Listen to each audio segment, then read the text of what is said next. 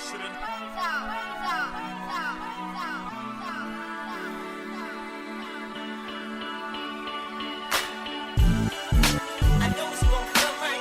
Everything that you done to me will come back. Can't believe that you hurt me that bad. I know it's gonna come right back. Everything that you done to me will come back. It's hour number 2 of the Doug Stewart Show, baby. Let's go. You know, young rich niggas. You know, so we ain't really never had no old money. We got a whole lot of new money though. If young Metro don't trust you, I'm gonna shoot you. Hey!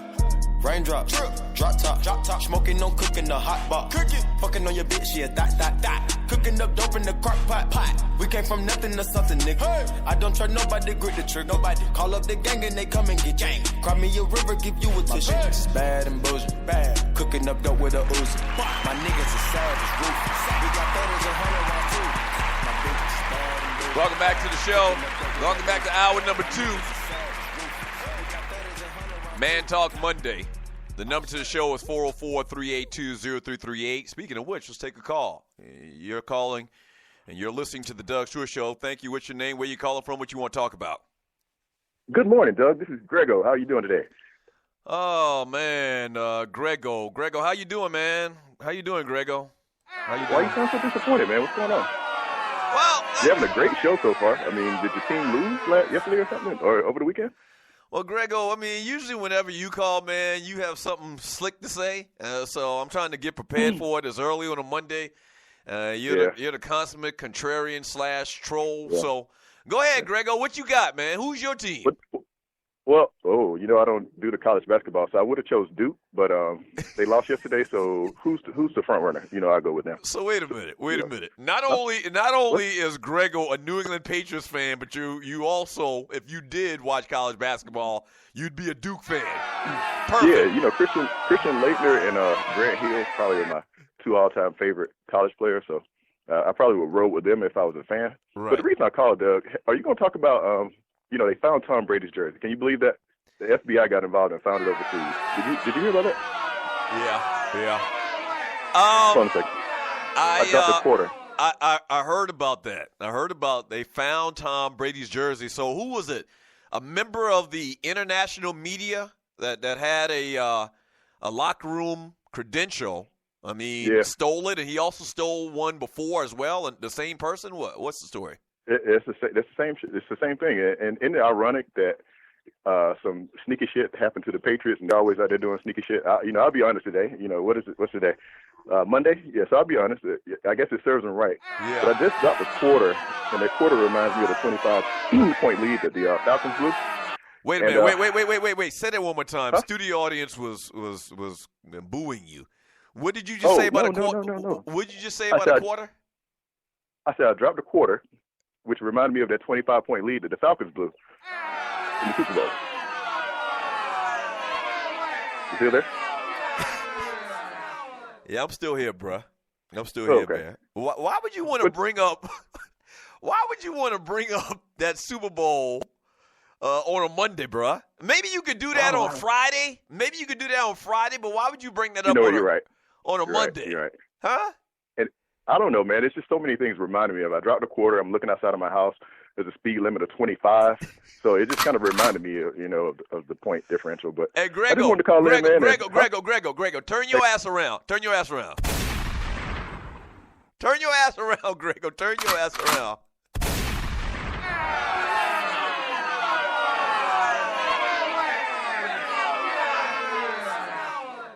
This guy, early on a Monday, he dropped the quarter on the ground. Tom Brady's jersey's been found. And thank you for the call, Grego.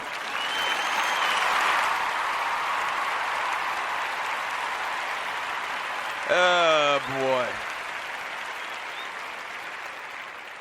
404-382-0338. You can also email me at doug@thedougstewartshow.com.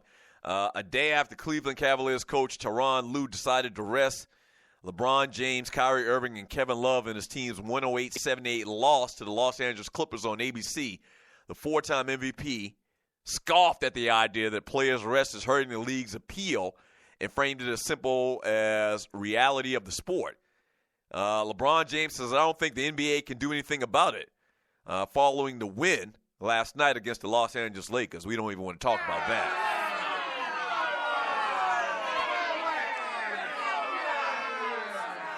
At the end of the day, it sucks at times where certain guys have to rest, but certain guys need rest. Let me stop right there. Here's the thing about that, though. Like, they keep telling me how today's athletes are bigger, faster, and stronger. So if today's athletes are bigger, faster, and stronger, why can't today's athletes play all of the games like they did in the NBA back, when I was growing up? And I am about to be old man, get off my lawn. But the fantastic players, the players of the era of the 80s and the 90s, the early 90s, man, you Michael Jordans, you know the names, the greatest players that ever played the game, they never took games off. And this whole thing became popular by Greg Popovich. So I don't understand the whole mentality of this.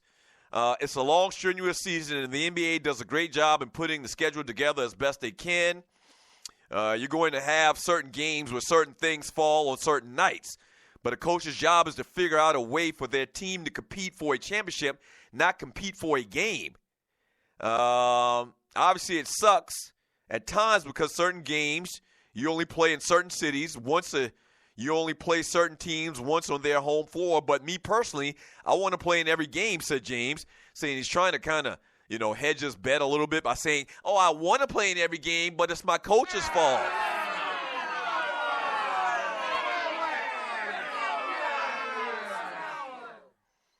He said, I wanted to play last night, but my coach felt like it was best that I didn't play last night. So I'm going to go with my coach, and he's never steered me wrong.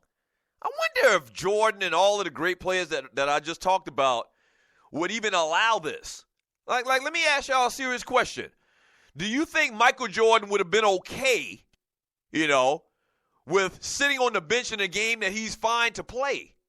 I'm not talking about mid-30s, late 30s Michael Jordan. I'm talking about Michael Jordan, Chicago Bulls, Air Jordans, the first, second, third, fourth pair Air Jordans.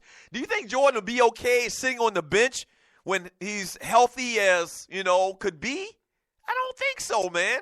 And LeBron could say to Tyronn Lue, hey, coach, I want to play. I'm playing tonight.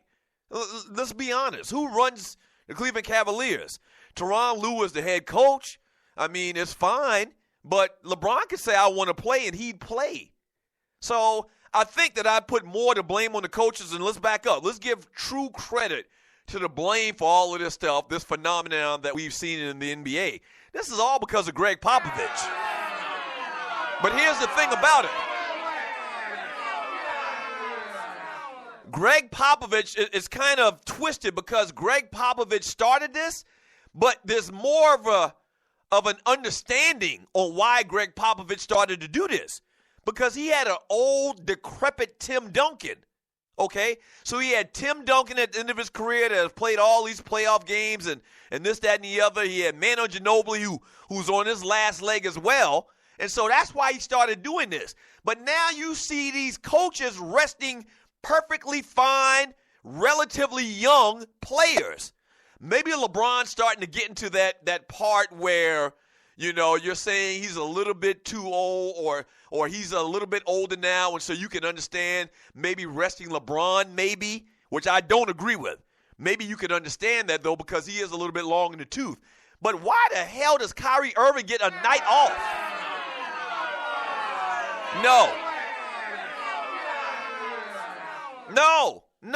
Kyrie Irving shouldn't get a day off. No, Kevin Love shouldn't get a day off. Now, I think there was some talk about one of those cats being actually hurt. But still, you know what's going on. I mean, these cats aren't hurt and they're not playing. I would be pissed the hell off. They had a picture of a guy who was at the Clippers Cavs game that had a sign that says, I flew in from Atlanta to see LeBron play. And LeBron didn't play.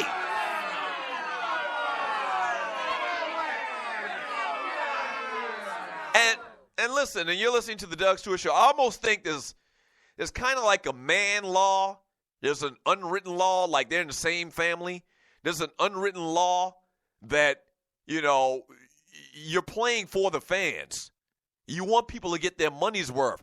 And kind of the rhetoric that you've heard in talking about this conversation is basically saying screw the fans. Like at the end of the day, they keep giving all of these reasons of why they're doing it and they're trying to win a championship, and that's good and fine. But at the end of the conversation, it's almost kind of like they're saying, but they don't want to just come out and say it. You know, the hell with what the fans think about us resting players during the regular season. The fans will be okay. They'll be fine, you know, if we win a championship. You don't know if you're going to win a championship, first of all. Cats pay hard money to come to the games to see you play. If you can play, play. It's as simple as that. And I think the NBA is going to have to step in and do something, man. Kyrie Irving says it's coming onto light more or less when Pop did it for 4 years running, resting his guys. I just talked about that. Popovich was doing, you know, it out of necessity because you had Tim Duncan who, you know, could barely probably get out of the bed. I can't stress enough how important rest is. You got veterans who have come before us who play 82 games that have their opinions, and we're just in a different time now. We're not in a different time now.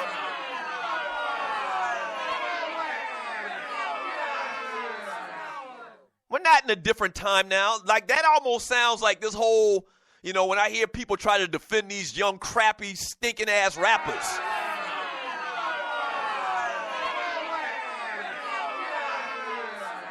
That little Yahtzee dude, I saw him on an interview on social media a couple of days ago, and he was just going on and on about old rappers and how they just need to, you know, let it go, and they don't need to talk bad about the young people. It's a different time now, this, that, and the other. Sounds just like this conversation when somebody says, when Kyrie Irving says, it's different now. No, it's not different now. Actually, it should be even better. Your nutrition is better. You have more money where you can do the right things as far as your nutrition.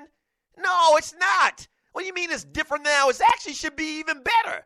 The rappers today should be better than the rappers 30 years ago because they've been able to learn from them and take it to the next level. But that's not the case. I hate this shit.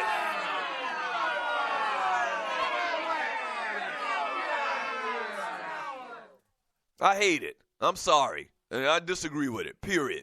I disagree with it. If you're, you know, in your 20s, your early 30s, you should go out there and play. People pay hard money to come see you play. They didn't come see the benches play. I don't care if it's regular season or not.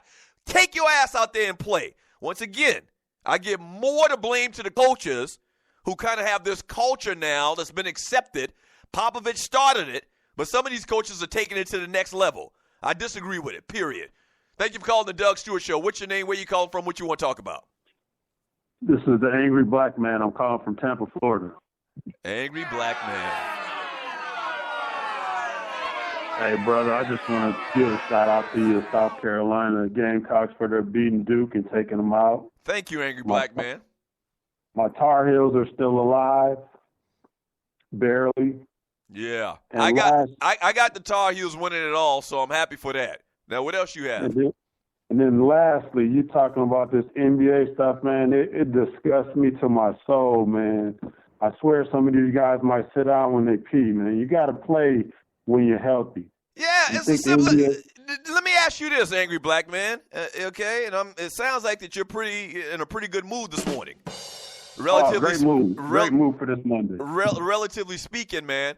Like, do you agree with me, the whole notion of